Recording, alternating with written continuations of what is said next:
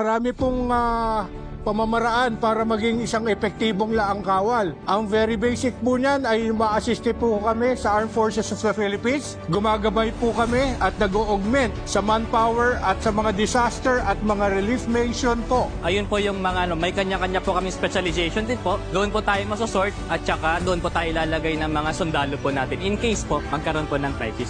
Ang silbi ng reserve o laang kawal sa ating bansa during calamities, yan ang unang-unang first responder o tinatawag ng mga local LGU para umaksyon at magbigay ng suporta sa komunidad at sa Armed Forces of the Philippines.